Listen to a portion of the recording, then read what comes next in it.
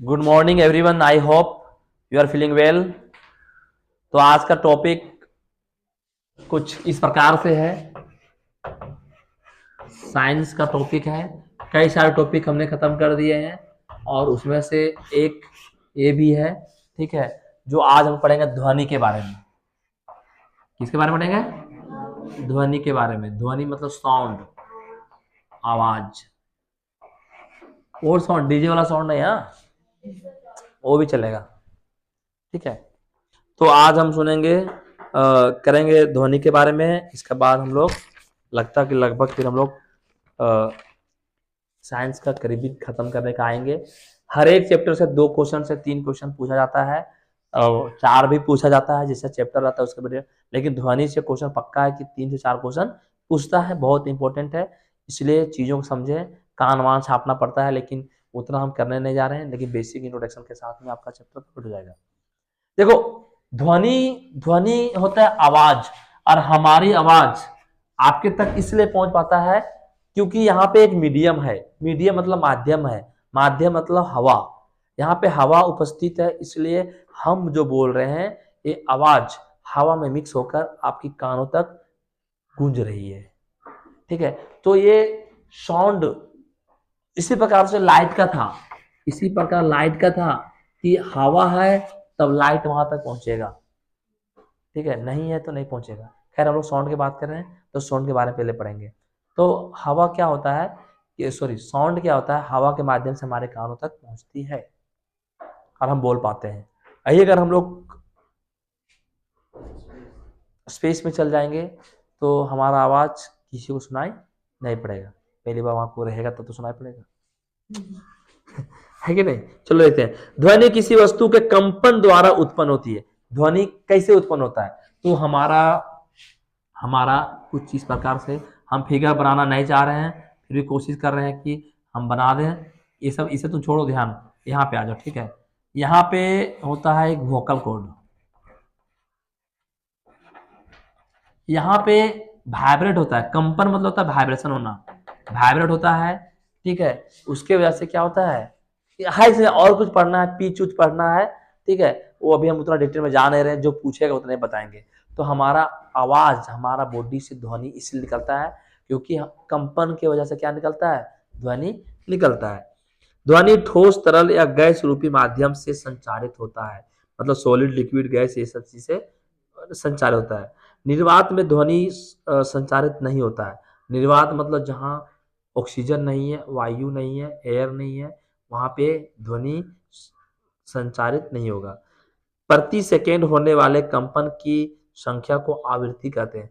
पर सेकेंड जो वाइब्रेट होता है, कंपन होता है, उसको हम लोग बोलते हैं आवृत्ति, हर्ज बोलते हैं। क्या बोलते हैं? आवृत्ति, आवृत्ति, आवृत्ति, हर्ज, HER, टीचर, हर्ज, ठीक है, ध्यान देगा।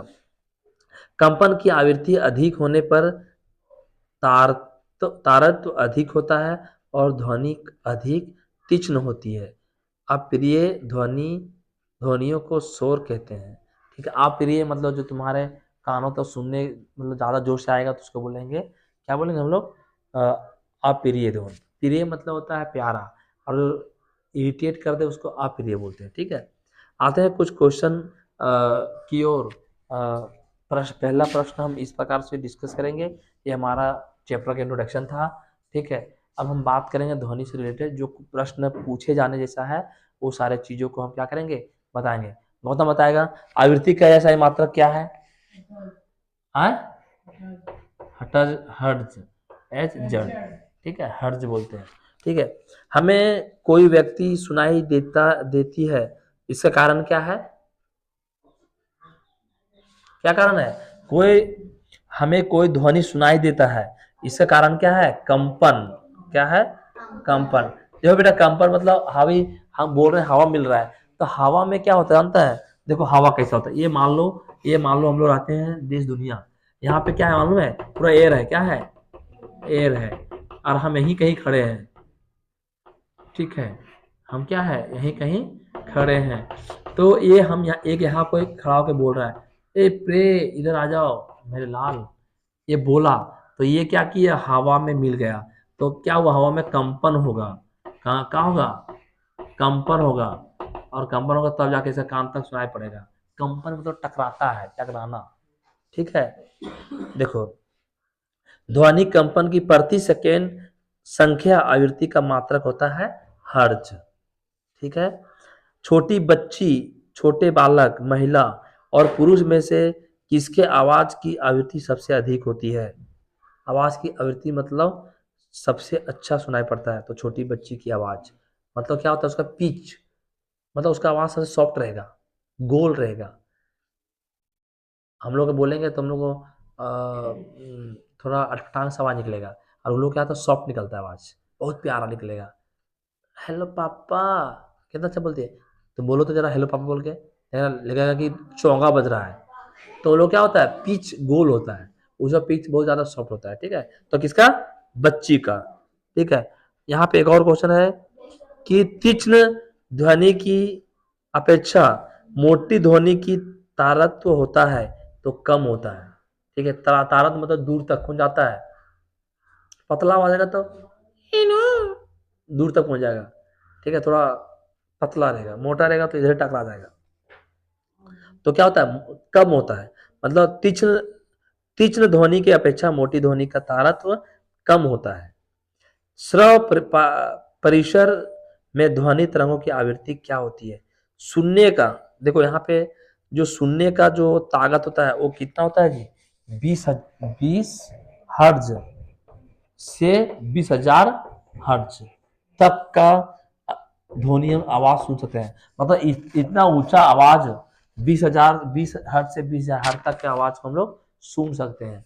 अगर इसे कम रहेगा तो इससे ज्यादा रहेगा तो हमारा कानों को क्या होगा, नुकसान पहुंचाएगा। इसीलिए हम लोग बोलते हैं जब ब्लूटूथ वगैरह यूज करते हैं तो ज्यादा ध्वनि नहीं लेना चाहिए, ज्यादा उच्च में नहीं सुनना चाहिए, नहीं तो कभी देखेगा पानी आएगा कान से, क्या होगा, लिक्विड आने लगेगा, तेल तेल आने लगेगा, समझा, इससे वजह से होता है। 20,000 हर्ट्ज से अधिक आवृत्ति बोले ध्वनि को क्या कहते हैं? प्राश्रव्य ध्वनि कहते हैं, ठीक है। इसको बोलते हैं श्राव, क्या बोलते हैं, श्राव मतलब होता है, श्राव मतलब होता है श्राव परिसर, सुनने योग्य, और एक होता है प्राश्रव ध्वनि, इसको इसको क्या कहते हैं, तो इसको बोल ये कितना होता है, 20,000, 20,000 से अधिक,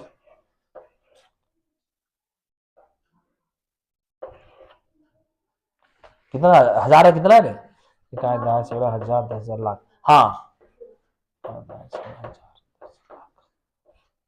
2 लाख हर्ट्ज तक का ध्वनि को, जो ध्वनि निकलता है जिससे, उसको हम लोग क्या बोलते हैं, प्रस्रव ध्वनि, प्रस्रव ध्वनि, ठीक है।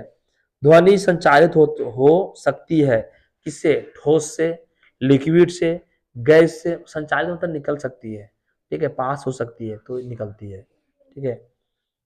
कहता कि संचारण किस माध्यम से हो सकती है, तो डोरी के माध्यम से। जो ध्वनि सुनने में अप्रिय लगती है उसे कहते हैं शोर। अप्रिय मतलब, अप्रिय बेटा होता है जो तुमको ध्वनि सुनने में खराब लगे, उसको हम लोग क्या बोलते हैं, अप्रिय। और इसको एक कौन सा ध्वनि तुमको सुनने में खराब लगता है, शोर। अब हम लोग प्रश्न करेंगे, ज्यादा प्रश्न नहीं है, बहुत कम है, पर क्वेश्चन जरूर पूछता है।